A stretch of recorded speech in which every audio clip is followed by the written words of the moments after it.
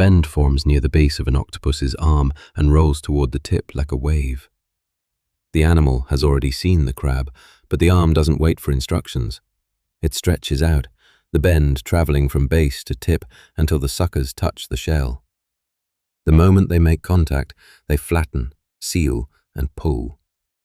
At that same instant, they taste. Grip and flavour arrive together, handled by the arm's own circuitry before the central brain has finished doing anything at all.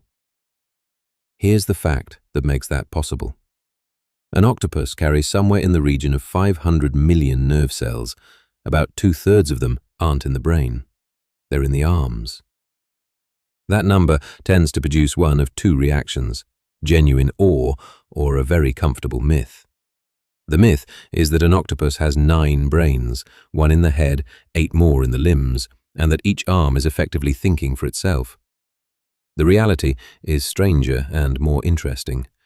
Doesn't wait doesn't mean doesn't need. The arms run their own local routines, but the animal is still one animal, steered by one brain. The central brain proper holds only about 40 to 50 million of those 500 million neurons. The optic lobes behind the eyes carry roughly 90 to 180 million. The rest, 300 to 350 million, sit inside the 8 arms. Those numbers come from one of the great counting projects in neuroscience. In 1963, the British neuroanatomist J.Z. Young published a paper in the Proceedings of the Zoological Society of London estimating the nerve cells of a common octopus, Octopus vulgaris, from a specimen of about 500 grams. His total, roughly 500 million nerve cells, with about 300 million in the ganglia within the arms. Young's later memoir refined the split further: 350 million in the arms, 92 million in the optic lobes, 42 million in the central brain. So even if you generously count the optic lobes as part of the brain, roughly 3/5 of the entire nervous system hangs in the limbs. And the limbs aren't small brains by another name. Each arm contains a central axial nerve cord running its full length. A strand of bead-like swellings, a ganglion at every sucker. Every sucker carries its own small ganglion, with around 10,000 chemoreceptor cells dedicated to taste and touch, and in some cases several tens of thousands of sensory receptors packed into its rim. Hundreds of suckers per arm. The arithmetic adds up fast. This is where the science gets properly strange, and it starts in a laboratory in Jerusalem. In 2001, a team led by German Sumbra, with Benjamin Hochner and Tamar Flash at the Hebrew University, published a result in the journal Science that made the distribution of neurons look like a design choice rather than an accident. They took octopus arms and severed their connection to the brain entirely. Then they stimulated the arms mechanically and electrically. The arms extended, not random twitching, full reaching movements. The same bend forming near the base, the same propagation toward the tip, the same stereotyped profile of speed and acceleration you see in an intact animal reaching for prey. The direction of each extension was shaped by the arm's own starting posture, local circuits computing the movement from local information. The brain was gone, the motor program remained. You can see the same phenomenon in a much cruder way. If you cut off an octopus's arm, the severed limb will keep moving for at least an hour. Touch its suckers, and you'll trigger a grasping reflex that persists for hours after separation. A palatable piece of food placed on the suckers will be passed along the arm toward the base, as if heading for a mouth that is no longer attached. A distasteful object gets pushed the other way and dropped. Local circuits do all of this with no central input whatsoever. The hardware explains how. Inside each arm, the axial nerve cord doesn't just carry signals to and from the brain. The brain's fibers don't reach down to individual muscles. They run along the cord and pass by these pools, en passant in the anatomical jargon, releasing signals at the appropriate stop. The brain says where, the arm works out how. That delegation isn't optional. The central brain, the optic lobes, and the arm nervous systems connect through only about 30,000 long-range fibers, a remarkably narrow channel for an animal this complex. The arms can't afford to route every sucker's report through a bottleneck that small, so they don't. Sensation is processed where it lands. In 2020, researchers at Harvard, led by Nicholas Bellono, published work in Cell, identifying the actual molecular machinery of that local sensing. Octopus suckers, they found, contain specialized chemosensory cells, unlike anything seen in other animals, receptors that detect poorly soluble chemical compounds, the kind that cling to surfaces rather than diffusing through water. The animal doesn't smell its prey from a distance and then touch it. It touches, and the tasting happens in the same contact. In an octopus, the boundary between touch and taste barely exists. One commenter on the earlier episode put it memorably: "The arms are brains operating without bodies." The phrase earned 13 likes, and it captures the surprise perfectly. It also fails as anatomy. A severed arm isn't a mind waiting for a body. It's a body part with enough local circuitry to keep running its stored routines for a while, grasping, rejecting, transporting, until the energy runs out. It has no goals of its own. When the brain is gone, the arm doesn't decide what it wants. It just keeps doing what it was structured to do.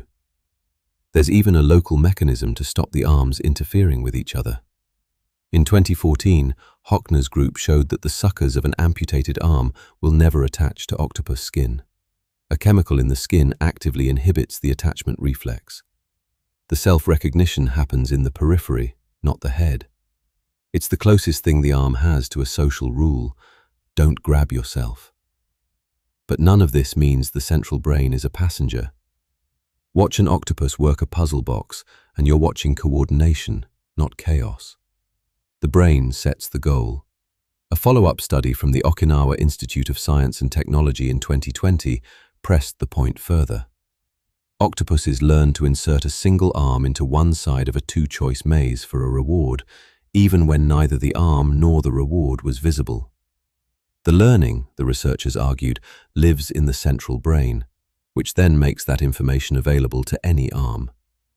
That result rules out the strong version of 9 brains and supports a cleaner picture: 1 brain, 8 very clever arms.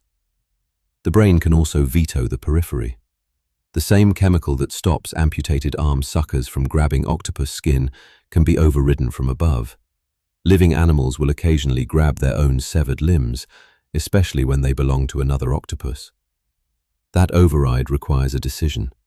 Decisions are the brain's job. And the arms talk to each other without always consulting the center.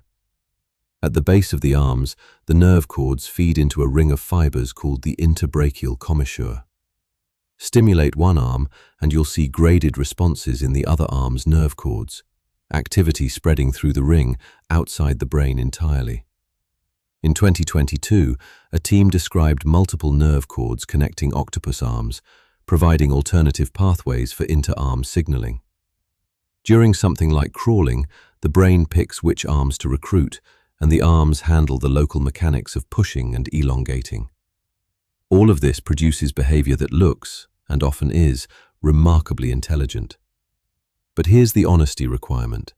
None of it's the work of an arm alone. Take the famous coconut-carrying octopus. In 2009, Julian Finn, Tom Tregenza, and Mark Norman published their observations in Current Biology of veined octopuses, Amphioctopus marginatus, off Indonesia and Australia. The animals picked up discarded coconut shell halves, carried them up to 20 meters across the sea floor, and assembled them as shelters when threatened. Not for immediate use, but because they might need them later. That qualifies as tool use because the benefit is delayed. It also requires vision, central decision-making, and multiple arms working in sequence. It's a whole animal achievement, not an arm solo. Jar opening is the same story. In controlled trials, Octopus vulgaris learned to open a transparent glass jar. Puzzle boxes, latches, and screw-top lids fall to the same combination. Eyes identifying the problem, a brain choosing a strategy, and arms executing the manipulation. And then there's Inky. In April 2016, a male common New Zealand octopus at the National Aquarium of New Zealand in Napier escaped his tank, crawled across the floor, and lowered himself into a 50-meter drain pipe that led out to sea. Staff found the tank empty. Inky was never seen again. Media around the world covered it. BBC, the New York Times, CNN, because it looked like a plan, executed. It almost certainly was a plan. It was also a whole animal plan. Eyes, brain, and 8 coordinated limbs. No scientist has ever claimed the escape was an arm acting alone. Now, 2 stories from the audience, both of which need to be labelled carefully.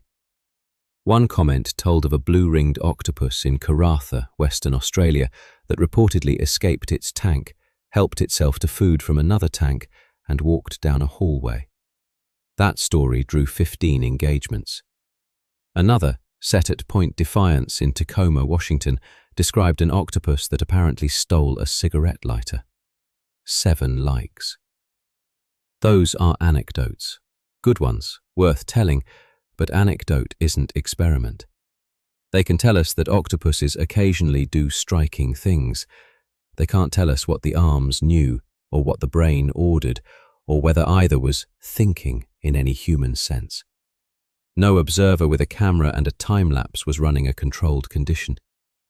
So let's answer the central objection directly. If the arm processes information locally, tastes, grips, rejects, reaches, is it thinking for itself? The neuroscientific answer is, we have to split that question into 3, and they have very different answers. Local processing is real and well proven. The arm's ganglia integrate sensation and produce movement without central input, functionally similar to the reflex arcs in your own spinal cord, the ones that pull your hand off a hot surface before you consciously feel pain. Intelligence, learning, problem-solving, flexible behavior appears to belong to the whole animal. The maze studies show the brain storing information and deploying it through any available arm.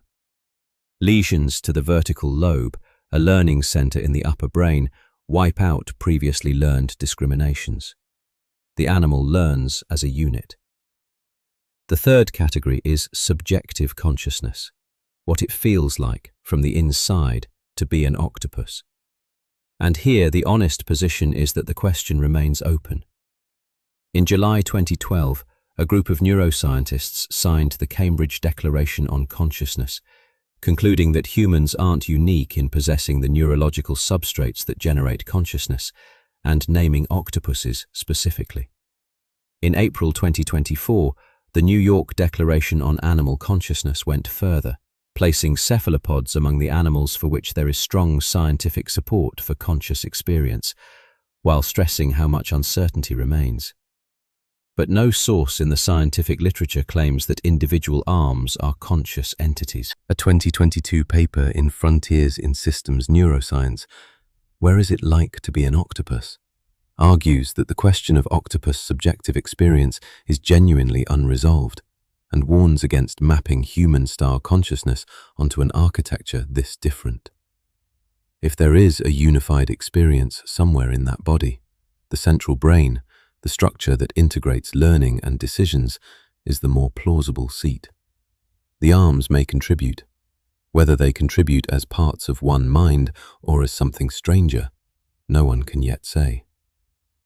Peter Godfrey Smith, the philosopher who wrote Other Minds, calls octopuses probably the closest we will come to meeting an intelligent alien. They are an independent experiment in building a large nervous system. Their control isn't a simple command chain, and it isn't proven 8-way consciousness. It's something in between, a distributed way of being that we are only beginning to map. Go back to that opening moment. The arm reaches. It tastes and grips before the brain has finished deciding anything. That's not because the arm is a separate mind. It's because the brain doesn't need to be involved in every detail. The arm doesn't wait for a command, but it isn't a separate intelligence either.